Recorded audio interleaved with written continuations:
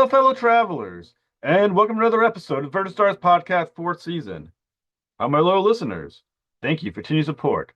Enjoy this amazing interview because Donna Preston boards the mothership.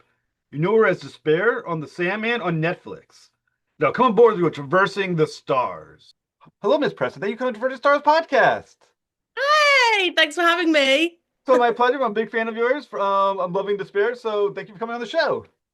Thank you so much, Jeff. It's lovely to meet you. Thank you. Totally same here. So I always thought of a question of inspiration. So inspire your love for acting and who are your earliest influences?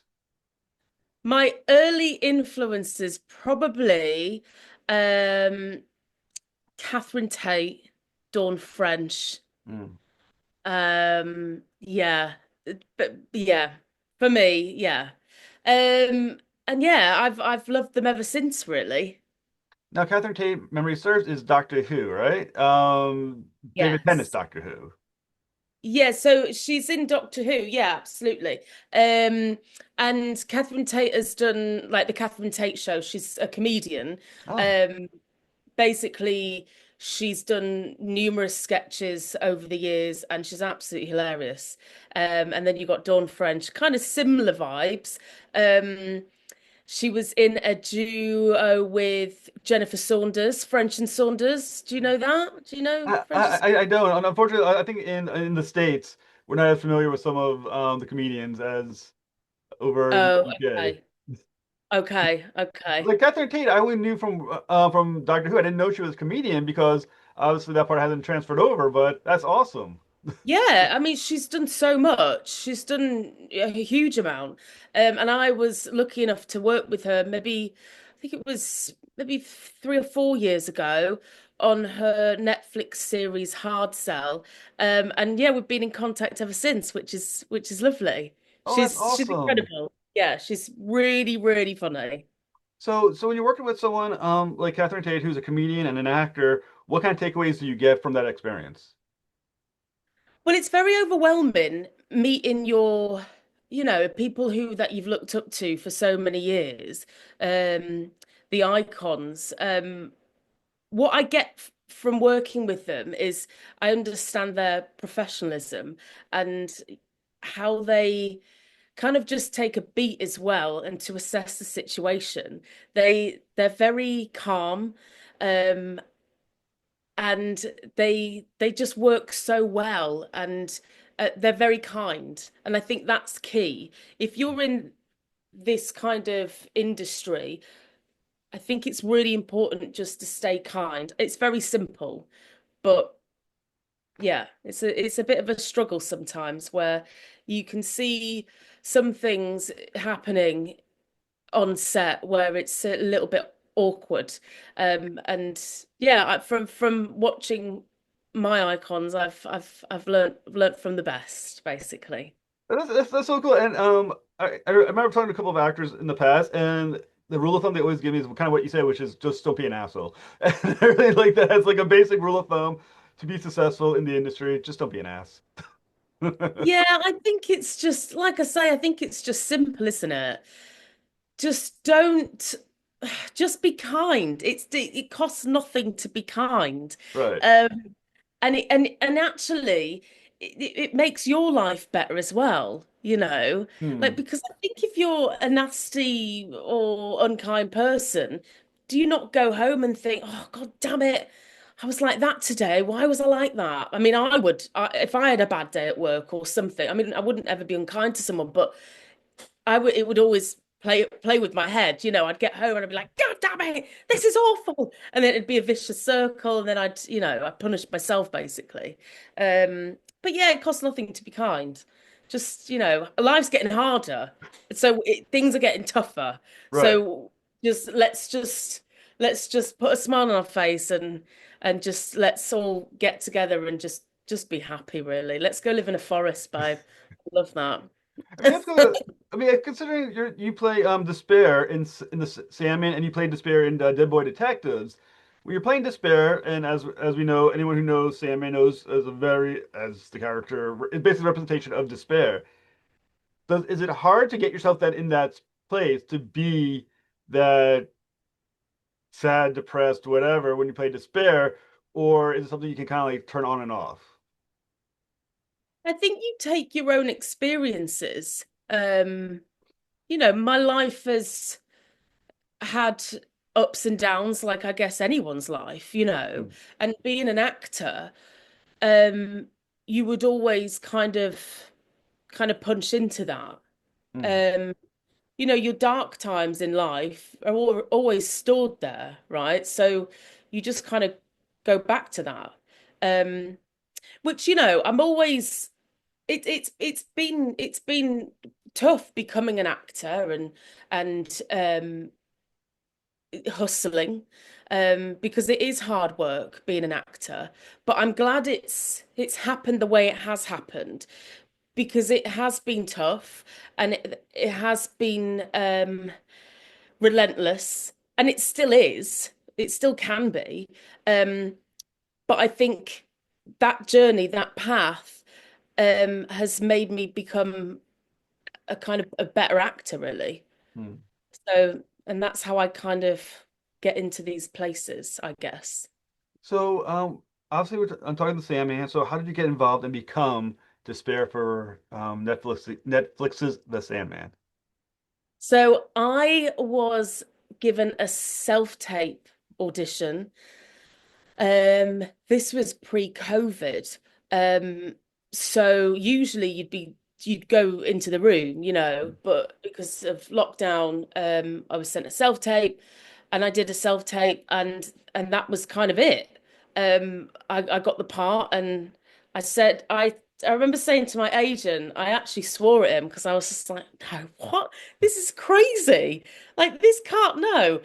And I was so shocked. But yeah, I got the part, and that was it. So we had the first series, and then yeah, going on to the second, and it's just completely changed. And of course, yeah, I did Dead Boys, which I met George, who plays Edwin, and has become one of my best friends, and I speak to him every single day. So I love George so much. So, were you familiar with the Sandman series when you became Despair?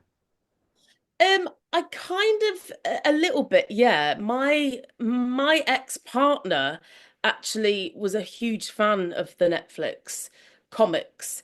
Um, and I remember having the comics in my on my bookshelf in my living room. Um, so yeah, I was familiar with it, but I didn't really know how big it was. Um, and then when I got the part and the press came out, and I was like, oh, okay. Oh, it's quite a big show, isn't it? All right, okay. So, when you once again, so you got the part, you're Despair. You found out that the Sandman is a iconic comic book series. It's a major Netflix show, or it's going to become one as when you got the part. Was it helpful or not helpful to go back to the comic books? Did you refer back to them to figure out who Despair was, or did you want to make Despair more like completely your own?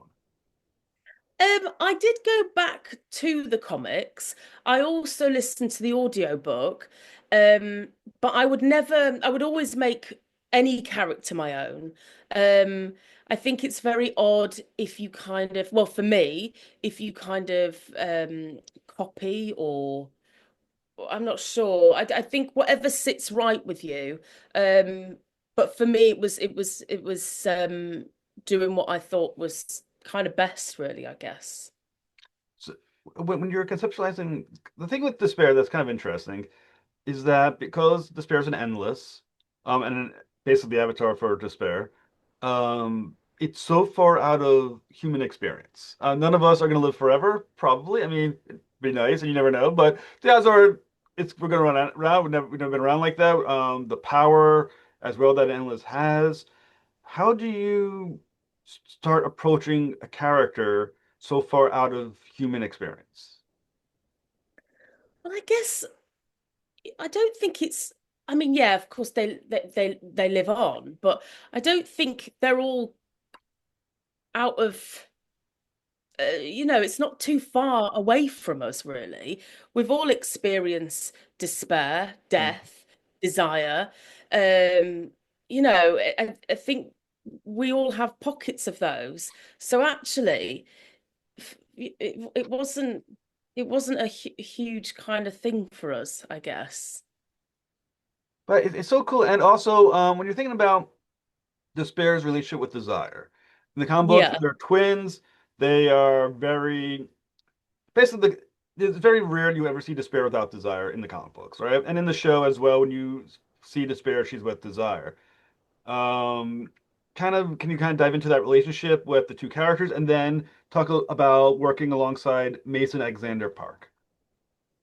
So yeah, the twins, they are twinning. I mean, so when myself and Mason are together, we are like two peas in the pod.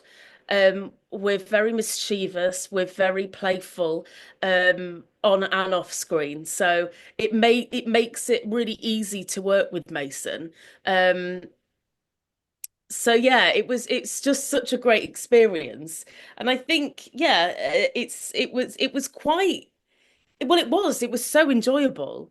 And I was very fortunate to be able to have a twin and an acting partner like Mason. And the chemistry between you two are also, and I really, if there's one thing I wish had happened in the first season was that you had more scenes together with Desire, that you two had more moments. Um, for the moments that you guys did have, and it worked so well, did you guys discuss it? I mean, were you able to like talk out chemistry, or is that something that can even just be discussed? Is something that just happened? As an actor, you can sense someone's kind of personality and their, you can pick up on things like this. And I knew instantly when I met Mason that they were just calm and giving and and had a beautiful soul. So that made it really easy to work with Mason instantly. We didn't have a lot of time on set on the first series, but what we did there was so intense. That one little scene that we had, it was intense for us, and that was the first day, I believe, that we met on set and that intense scene. So, but it was wonderful. I'm very, very fortunate that I got Mason. That I That was got the Mason. first. That was the first time you guys met each other. Or was that first scene? Yeah. That's crazy because that scene just seems like something that you guys would have to be like, let's build something, let's get this together. Over time, it was just No. like, oh, let's have this intense scene right now. Hurry. Yeah, that was the first time we met. Yeah. Oh, that's crazy. But it's also because you guys do so well together. Um, Jumping ahead, I'm just a little bit of all my questions, but um, are we gonna see more of you two together in season two? Yes, we are. Awesome, awesome. That is great. Not give me too much information. I mean, it's out very soon, so you've not got long to wait. Because you also appear as Despair in Dead Boy Detectives episode 7. So anyone wants to find you again, go to episode 7 of this TV series.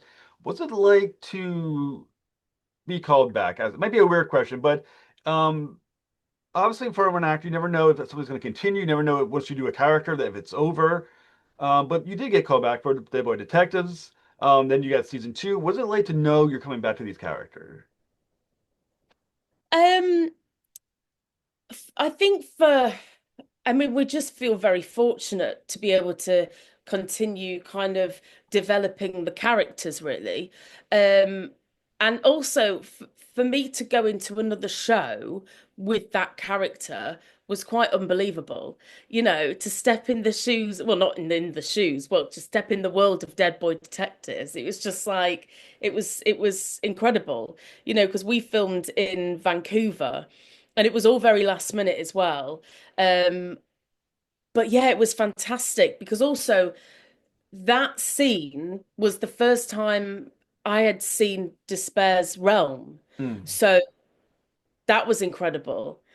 Um, yeah. And to act with George was just wonderful. George is incredible.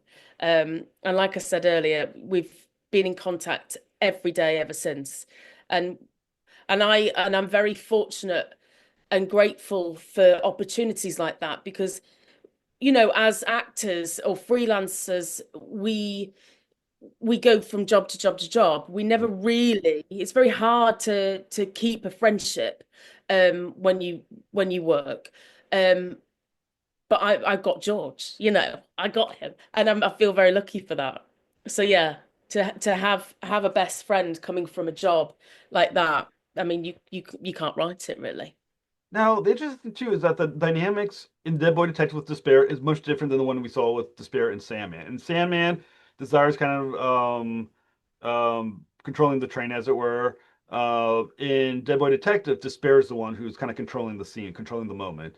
How did that change or give you a new approach or a way to thinking about Despair now that she was kind of like the leading force of that scene in Dead Boy Detective versus playing off Desire, who kind of was in control of that moment in Sandman? I think when despair is with desire, desire is always kind of in control. Um, Despair looks up to desire. So when Despair's on her own, she has to be in charge. And she was definitely in charge of that scene, of that situation. Um, yeah, it was quite intense that scene. That was one of my favorite scenes. You got a better sense of Despair in Dead Boy Detectives because you got that Yeah. moment of her, and you really got a sense. You felt more so the character in Dead Boy because you got to be her for a long period of time. Yeah, I agree. I mean, it would have been amazing if, a scene similar would have been in the first series of Sandman, but that's okay. Maybe we will see more in the second series. Who knows? Does she does she enjoy being despair? I mean, I mean, it's a weird question to ask, I guess, because if you're despair, you're inherently sad. But does she like, in your opinion, what and she does and is in your conception of the character? She's just is the presence and the personification of it. So she is what she is. I don't think she thinks about it. It's just her. Does that make sense? Yeah. It, Yeah. so when you're thinking about season two, because I don't want to go too far into going down into spoilers, but just kind of dance around the spoiler if you can. Do you get to also be around, meet the other endless? Yes. And I know you can't go into details and specifics, but can you just discuss what it was like to act with them? Because there's some wonderful actors who played the other Yeah. endless, Death and Dream. Yeah, you'll see a lot more of all of us together, all of the endless, which is really fun. We have got a family dinner, which is very, very fun. And as you can imagine, it's kind of like well, I mean, obviously Sandman, but also put a little bit of EastEnders in there as well. I mean, you won't know EastEnders, but I shouldn't have even said that EastEnders. Or like a soap. As imagine um Christmas Day with a huge family. Mm. There's lots of bickering, it's loud, it's chaotic. It's just very fun. And I'm sure and I hope the fans will really enjoy it. Well, I mean, Sandman, the first season was huge. You assume the second season is gonna be huge, which is also the final season. Um, what can you anything you can kind of tease about we can look forward to from Sandman season two? I really do believe that everyone will be satisfied with this series. Um, it's got a mixture of everything in it. So without giving too much away, it's just an incredible series. Mm. And everyone's worked so hard on it. Um, so I just think I just hope that everyone really enjoys it, basically. Are have you been getting used to the fanfare around Sandman? Because that's a huge following, a huge fan base. You're obviously going to be called upon probably for conventions and stuff like that. Are you ready for all this? Yeah, I mean, it's conventions are lovely. I really really enjoy them, meeting fans and also the costumes and things. I find it fascinating, and it's like a community, coming together. So I hope I do a lot more of those this year. Um, but yeah, it's all very exciting. So I'll take it. I'll take whatever comes my way, really. So, what's next for you? What's next? Well, there's a few things in the pipeline. Lots of writing, lots of development, um, and yeah, things that I annoyingly can't say, Jeff. Sorry. But yeah, hopefully we'll keep you posted with things. I'm sure you'll see anyway. Well, please, at least I come back anytime. It's Preston. You've been an absolute pleasure to talk with, and I can't wait to see season 2 of Sandman, which will probably have already been out by the time this interview airs, and I have already would have watched it, and I think it's going to probably be awesome. But thank you so much for doing this. Oh, Jeff, thank you so much for having me. Well, my Thank you. pleasure. Have a great night. Thank you. You too. Thank you. Bye.